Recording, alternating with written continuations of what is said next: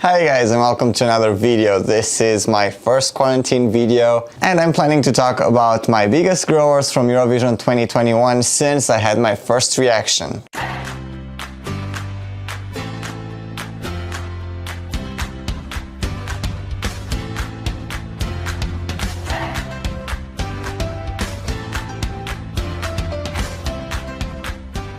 Just to make it clear, this does not mean that these songs are my actual top 10, it just means that I have the biggest gap between when I first reacted to them and how far up they went this time.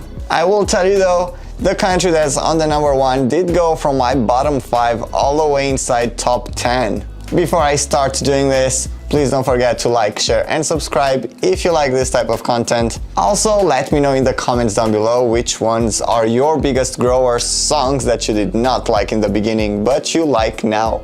I will tell you that what changed my mind, I've noticed, is usually the Spotify version. For some of them, I think the songs are a lot better if you don't have the visuals. Sometimes the music video is not really doing them a big favor. And for some others, I feel like the studio version is actually better than the live performance. But as a song altogether, I still like them more. Let's start with my number 10, and that one is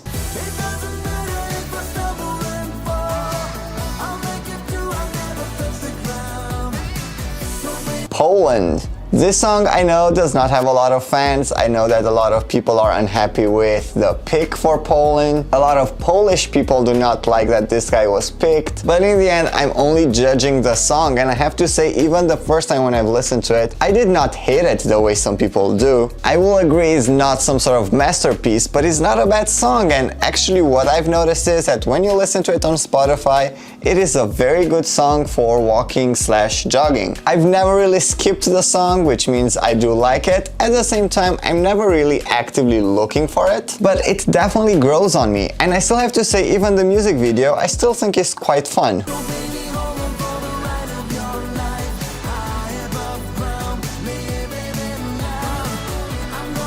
On number 9, I have Surprise Surprise.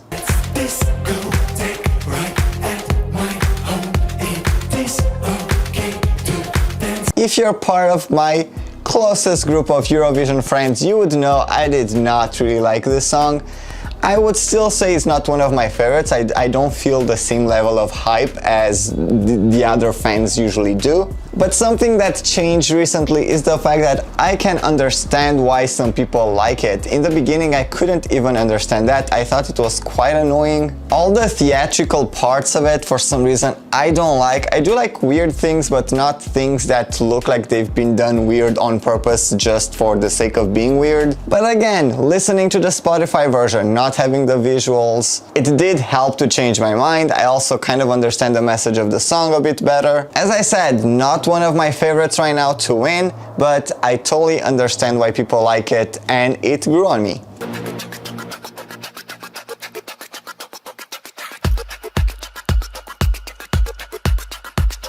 On number 8, I have Just like Cleopatra, the army of lovers.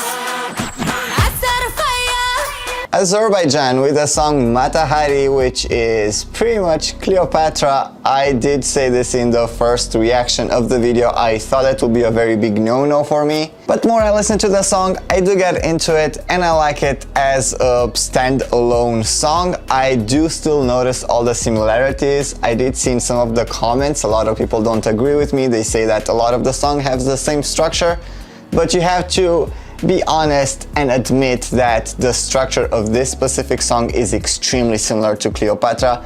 Also, when the dark voices come in, the chorus, all the agitation in the end of the song, it is very similar to Cleopatra, and that was what I consider not such a good thing in the beginning. At this point though, after listening to the song again and again, I do have to say I do like it, it grows on me, and I don't mind as much that is a Cleopatra 2.0. Let's go.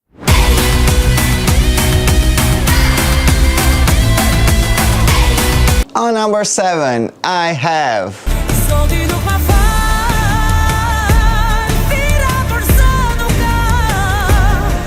For some reason, I would say when I had the very first reaction to it, when I reacted to the national final songs, actually better said pre-national final songs when they were first released, I really enjoyed Karma.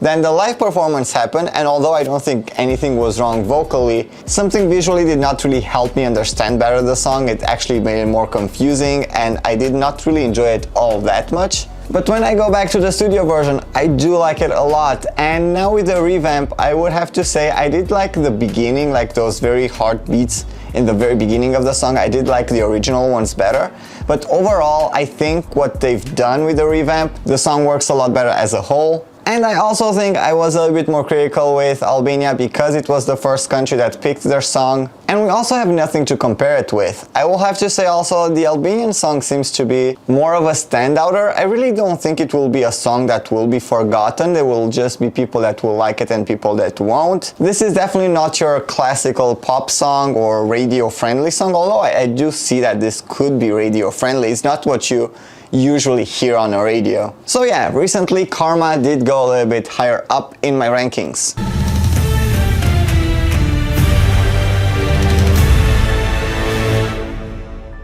On number 6, I have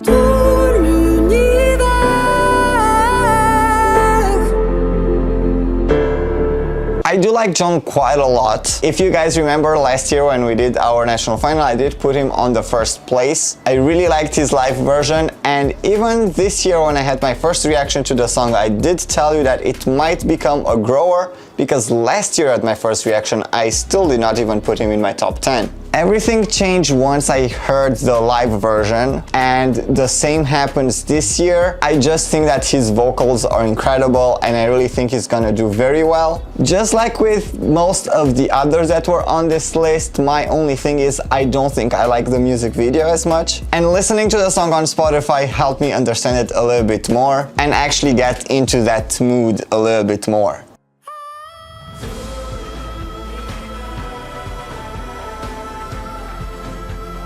On number 5, I have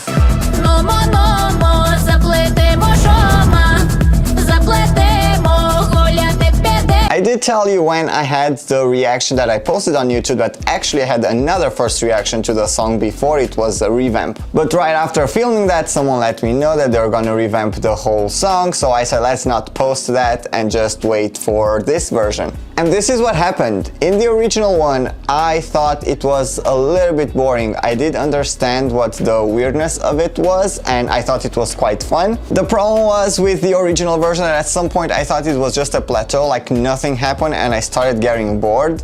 I don't think the same happens with the second version of the song, plus I do feel the music video, this music video helps a lot more. I like all these Mad Max vibes, obviously I like the vocals, I like the instrumental, they still kept some of that weird dance, and for that reason actually Ukraine jumped inside my top 10 right now, and I mean the real top 10.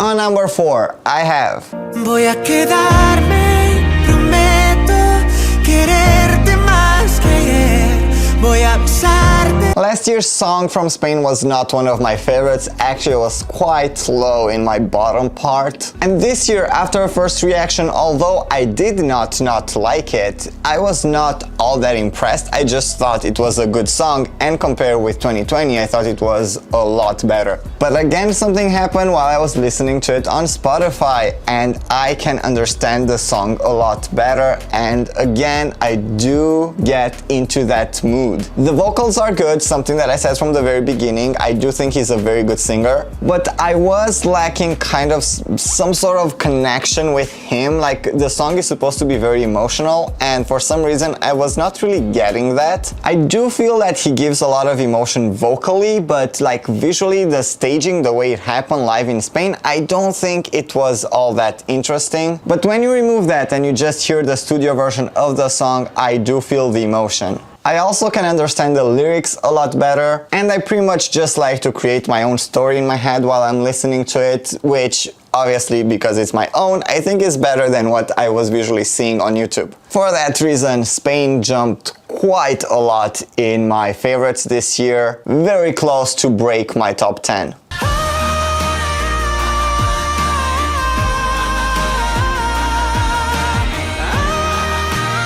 On the third place, I have a song that quite confused me in the beginning.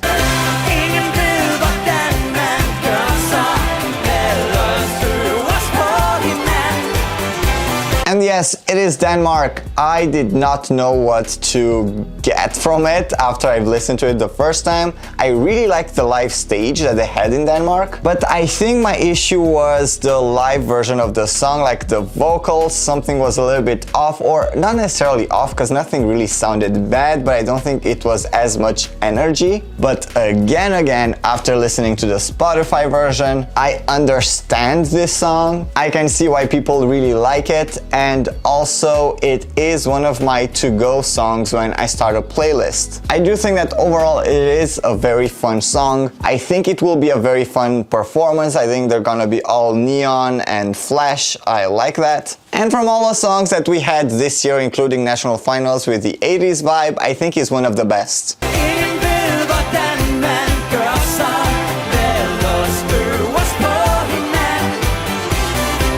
On number 2, I have a song that I complained about quite a lot.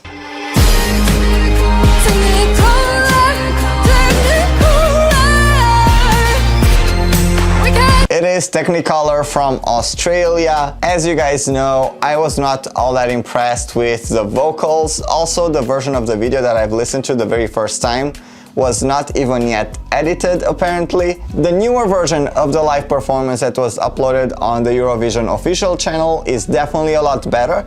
I still think some parts are a little bit icky, but then again, when I get to Spotify, that version of the song sounds a lot better. I understand what the song is supposed to be. I really hope she will manage to pull it off. The vocals in this song seem very complicated, so also if you include the choreography that they're trying to do, I think it's very risky. Plus the song on its own has a little bit of weirdness, but I hope people will react very well to it. And for me, it was a huge jump from second last place to very close to my top 10 right now.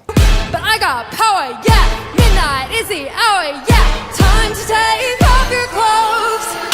And the number 1, my biggest grower, I have Amen.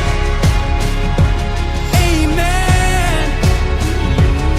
Tell me, is this what Austria, Vincent Bueno with Amen. Honestly, when I first listened to it the first time, I did not understand the song. It just seemed like he was saying a lot of stuff, but I could not actually understand what was going on. After getting a little bit of context, and I know a lot of you are gonna say I should leave this out of the contest, but I do think the story is quite important, and the same thing happened with Spain actually too. Having the context of what happened outside the contest to get to this song helps you feel the emotion. I do think the lyrics are very deep. They're like loaded with like this frustration with God, with everything that happened. I think it is a very deep song. The vocals also are some of the best this year. I already knew that since 2020. He has a very good voice. And Austria went from my 5th last place, that was after my first reactions to all of the songs, straight inside my top 10. So if you guys don't really like this song, maybe if you give it a little bit more chances, you will get it. The lyrics are really good, but you need somehow to be able to connect to it and to do kind of a role play, like kind of